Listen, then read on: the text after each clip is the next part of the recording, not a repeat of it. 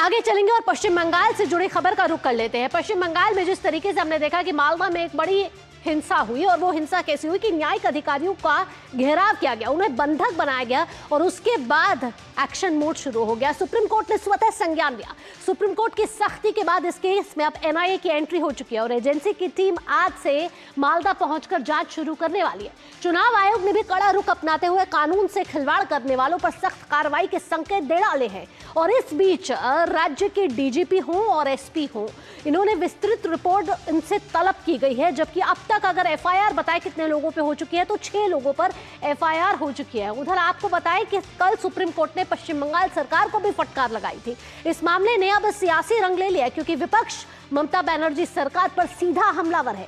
वहीं सामने आए वीडियो ने इस पूरे घटनाक्रम को और भी गंभीर बना दिया और कई सवाल खड़े कर दिया। ये ग्राफिक्स का सीधा रुख करते हैं और आपको बताते हैं कि किस तरीके से मालदा की जो गुत्थी है अब एनआईए सुलझाएगी और कैसे ये सब होगा। देखते हैं कि क्या होगा इसके आगे। लेकिन पश्चिम बंगाल के मालदा से इस समय एक बड़ी खबर आ रही है। कालियाचक हिंसा का मास्टरमाइंड जो है वो गिरफ्तार कर लिया गया है और पश्चिम बंगाल के मालदा से ये बड़ी खबर है। जिस तरीके से हिंसा घटी उसमें कौन बड़े बड़े लोग थे, कौन कहा जा रहा है कि उसका मास्टरमाइंड था, तो कालियाचक का जो मास्टरमाइंड है उसको गिरफ्तार किया गया है। नाम है मौफिकरुल इस्लाम और जिसको गिरफ्तार किया गया इस पूरी साजिश रचने के आरोप में। तो मालदा केस में अगर देखें तो कालियाचक हिंसा में एक बड़ी खबर यहां से आ रही है जहां आरोपी को गिरफ्तार कर लिया गया है और इस आरोपी को माना जा रहा है कि इस पूरी हिंसा का मास्टरमाइंड था।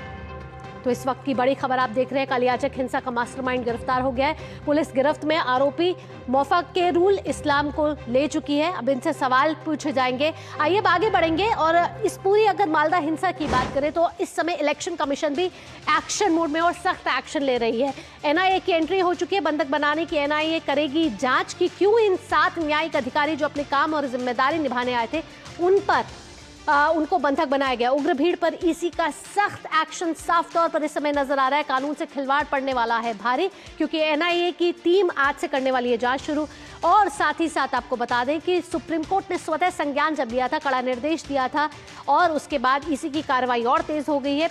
डीजीपी हो, एसपी हो, उनसे रिपोर्ट तलब की गई है, यानी उनसे मांगा गया है कि उस समय क्या कैसे घटा कि 7 न्यायिक अधिकारी जो अपनी जिम्मेदारी निभाने आए उनको घंटों तक बंधक बना दिया गया और उनके कॉन्वॉय पर भी अटैक किया गया, उनकी गाड़ी के शीशे तोड़ दिए गए। इस बंधक अधिकारियों में 4 महिलाएं भी शामिल हैं। अमित वालिया ने एक वीडियो शेयर किया है, आइए सबसे पहले आपको वो वीडियो दिखा देते हैं।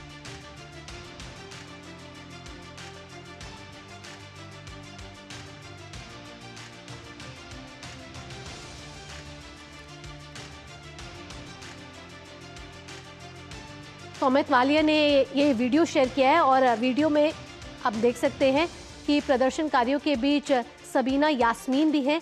अधिकारियों के घेराव के समय ये वीडियो शेयर किया गया है और अमित वालिया ने ये वीडियो शेयर किया है। वीडियो में टीएमसी मंत्री मौजूद है, प्रदर्शनकारियों के बीच सबीना यास्मीन है।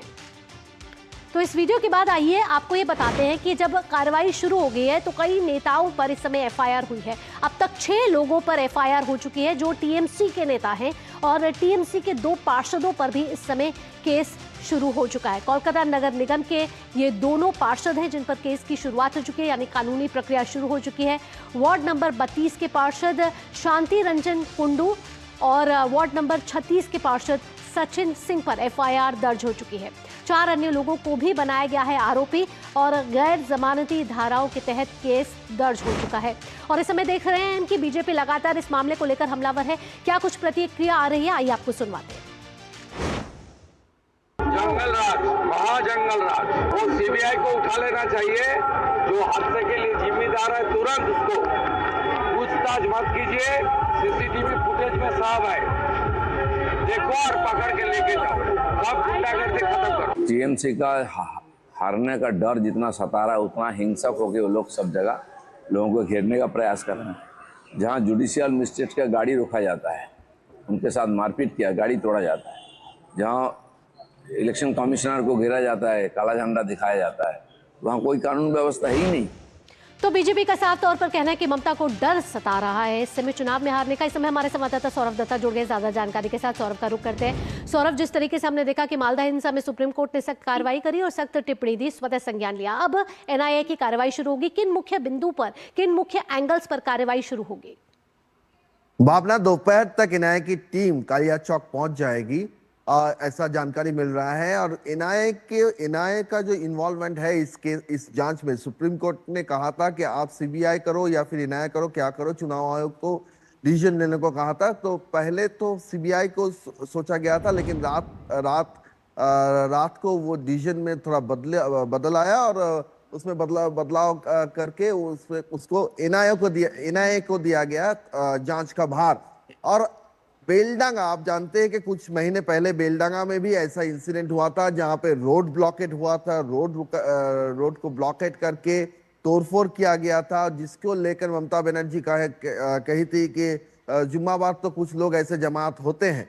तो उसको तब भी उस केस में भी एनआईए इन्वेस्टिगेशन कर रही है। तो इसके चलते एनआईए को कालिया चौक भी इन्वेस्टिगेशन का भार और दिया इससे गया पहले है। एनआईए की इन्वेस्टिगेशन से पहले ही मास्टरमाइंड को कहा जा रहा है कि गिरफ्तार कर दिया गया है। क्या कोई डिटेल्स मिल पाई हैं इसके बारे में? मुफक्करुल इस्लाम ऐसे शख्स हैं जिनके खिलाफ पहले भी क्रिमिनल केसेस हैं, और उस दिन गाड़ी के ऊपर चढ़कर वो जो भड़कालू बयान दे रहे थे उसमें साफ तरीके से इंस्टिगेशन था, जहां पे लोकल एडमिनिस्ट्रेशन के खिलाफ ऐसे बयानबाजी किया गया उनकी तरफ से, जो साफ तरीके से एक दर्शाता है कि वो किसी को मानते नहीं है, एक बेखौफ सा एक इमेज लेकर आए थे उस दिन। और इसीलिए एनआईए को दिया गया है क्योंकि कालिया चौक ये वो जगह है जहां पे बार बार एडमिनिस्ट्रेशन अटैक होने की घटना बिल्कुल, कालिया चौक केस पर पहले भी हुआ है। इस तरीके से हादसे होते रहे हैं, लेकिन अब एनआईए की टीम जांच करेगी मुख्य बिंदुओं को लेकर। आखिरकार मामला हिंसा जो घटी और इतने न्यायिक अधिकारियों को बंधक बनाया गया, आखिरकार उसके पीछे की मंशा क्या थी, क्या ये सुनियोजित था या नहीं था, और इसके पीछे कौन कौन लोग शामिल थे? सौरभ, तमाम जानकारियों के साथ आपका बहुत बहुत धन्यवाद।